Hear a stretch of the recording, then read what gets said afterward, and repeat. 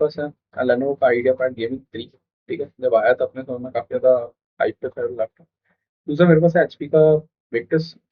तो एचपी के मेरे पास कुछ गेमिंग सीरीज आती है, तो विक्टस आती है, एक ओमन आती है, और बस यही आती है। ओमन जो है वो थोड़ी सी प्रीमियम सीरीज है। विक्टस सीरीज जो होती है वो लगभग 50 से 70-80 तक जो रेंज होती है वो कवर करते हैं। ठीक है, ठीक है। थोड़ा डिस्क्रिप्शन हो गया। ठीक है, लेनोवो मेरे पास लेनोवो की 3 सीरीज आती है।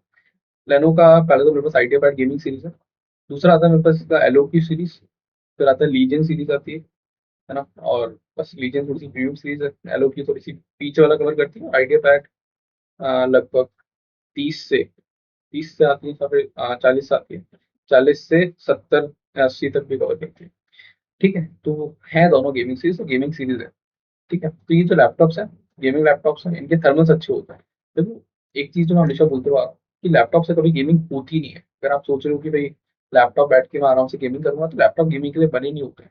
ठीक है, गेमिंग के लिए अगर आपको चाहिए तो आपको गेमिंग मतलब ज़्यादा आप दिन भर गेमिंग कर रहे हो, उसके लिए लैपटॉप होता नहीं है।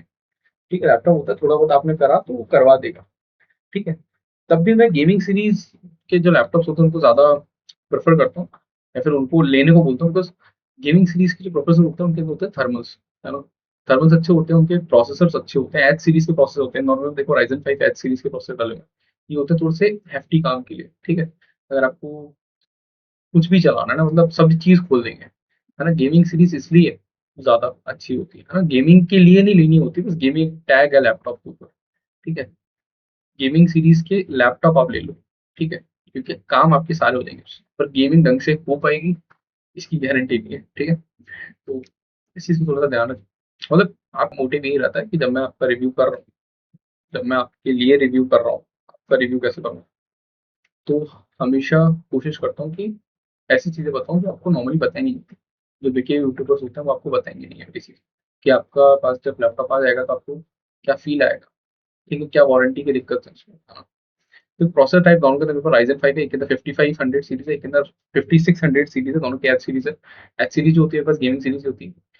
दोनों के प्रोसेसर लगभग सेम ही परफॉर्म करते हैं, और आप बोल सकते हो कि 5600 थोड़ा सा आगे होता है, थोड़ा सा, बस थोड़ा सा। ठीक है, बेस स्पीड देखो यार, अमेजोन वाले जो है ना, वो ये स्पीड कुछ भी लिख देते हैं। यहाँ पे जो स्पीड लिखी हुई है ना 4.2, ये ओवरक्लॉक स्पीड है। ठीक है, यहाँ पे 3.6 बेस स्पीड लिख रखी है। तो ये स्पीड देख के कभी मत देखा करो लैपटॉप। ठीक है, स्पीड आपको कभी देखनी नहीं होती है। ठीक है, बिकॉज आप नॉर्मली जाके इनके बेंचमार्क देखो ना, ये मैंने देखे हैं, बता रहा हूँ ना आपको, ये स्पीड फालतू लिखी हुई है, इसको कंसिडर नहीं करना। रैम साइज देखो, प्रोसेसर काउंट यहाँ पे इन्हें 1 लिख रखा है। एक कोर एक कोर बता रहे हैं यहाँ पे, इसलिए मेरे को रिव्यू बनाना पड़ता है अमेजोन पे स्पेशली, बिकॉज ये कुछ भी लिखते हैं आप। ठीक है, हेक्सा कोर प्रोसेसर है अपना। ठीक है, और मैं आपको इनपुट बता भी देता हूँ, बिकॉज मैं फ्लिपकार्ट इसलिए खोल के बैठा रहता हूँ कि भाई अमेजोन का मैं पहले धज्जी उड़ाऊंगा, और फ्लिपकार्ट से लेना नहीं है आपको। ठीक है, पर मैं बुरा नहीं बोल रहा फ्लिपकार्ट को, पर हाँ, यहाँ पे इन्हें स्पेक्स ढंग से लिख रखे होते हैं। आपको लेना है तो कहीं से भी लो, मेरा क्या। ठीक है, तो यहाँ पे इन्हें बता रखा है, देखो हेक्सा कोर है। ठीक है, देखो रैम साइज यार, यही दिक्कत है बस मेरे को। दोनों लैपटॉप मैंने देखे, ठीक है, दोनों कंपैरेबल हैं, बिल्कुल दोनों कंपेयर कर सकते हो।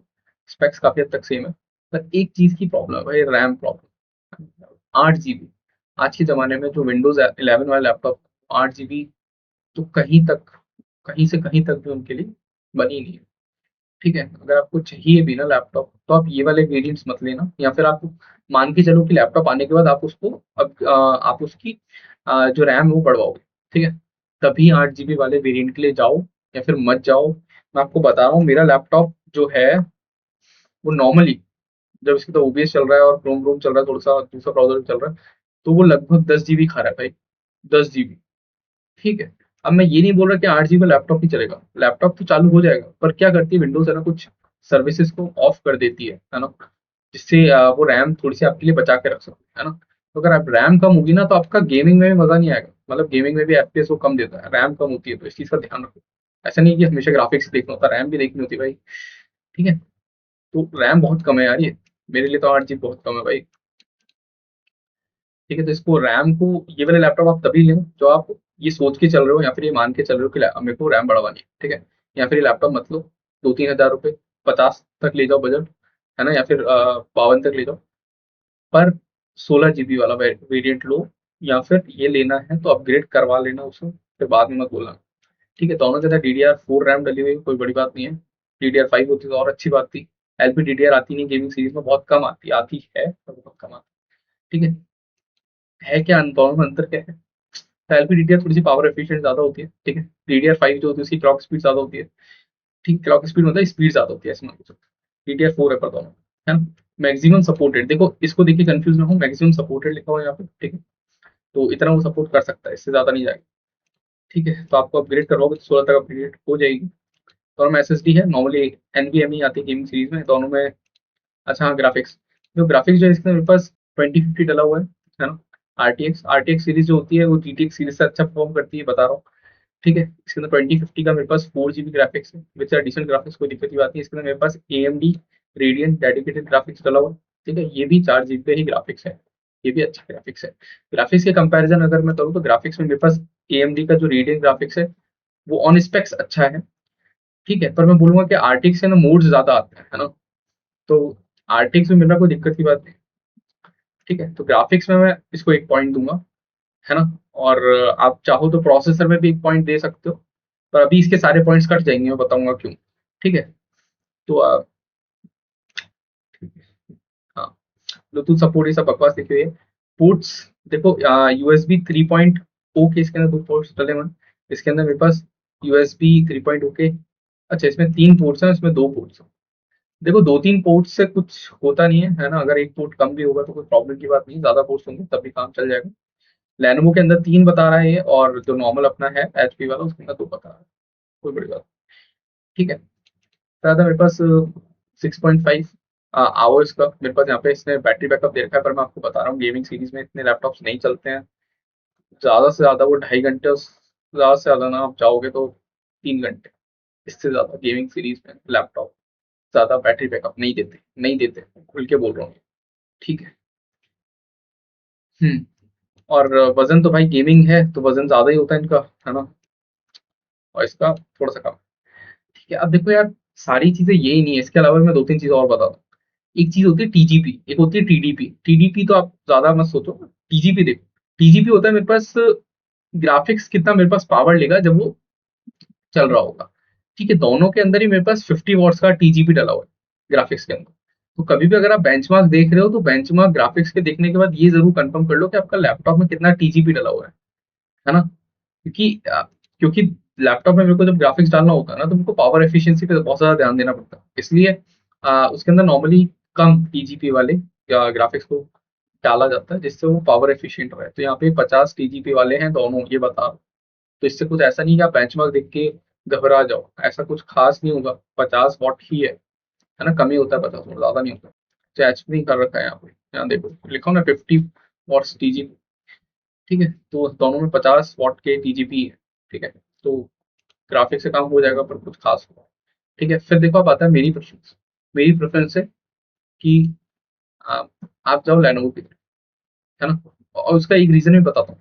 रीजन देखो, यहाँ पे इन्हें IPS पैनल बता रखा है 300 निट्स का, मैं बता रहा हूँ 300 निट्स नहीं आता है, 250 निट्स ही मिलेगा आपको। ठीक है, और यहाँ पर भी आप 250 निट्स ही मान के चलो, कोई बड़ी बात नहीं, इतना ही आता है गेमिंग।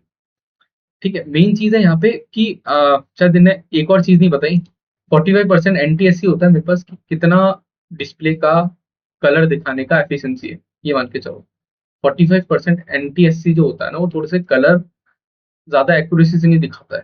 ठीक है, तो ये दिक्कत है HP के अंदर, ये मैं बता दूं आपको। इसने शायद इस चीज को लिस्ट किया है नहीं किया है, लेट मी चेक। इसमें 45% ही NTSC है, तो दोनों के अंदर आपको डिस्प्ले ओके ओके मिलती है, कुछ खास नहीं मिलने वाला है ना।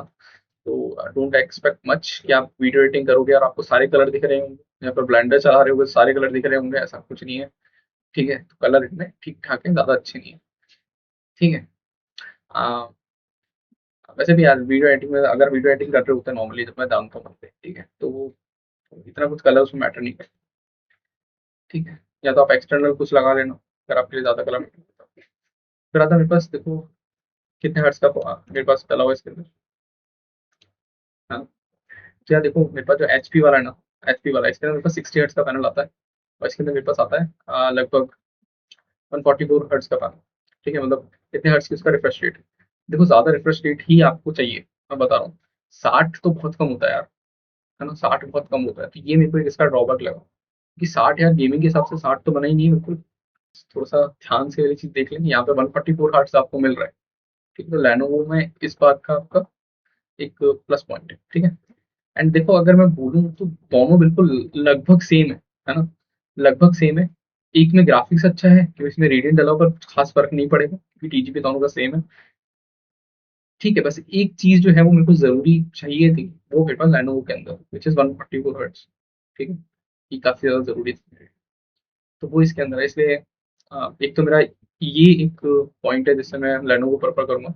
दूसरा आता है इनकी वारंटी, है ना? तो नॉर्मली एचपी की वारंटी होती है वो महंगी होती है ना? अगर आप इसकी एक्सटेंडेड वारंटी ले रहे हो तो इनकी वारंटी लगभग 6-7 हज़ार तक चली जाती है ना? अगर आप इनकी ब्रांड वारंटी ले रहे हो, बिकॉज ब्रांड वारंटी लेनी होती है, देखो दो तरह की वारंटी होती है, एक तो होती है थर्ड पार्टी वारंटी, एक होती है ब्रांड वारंटी।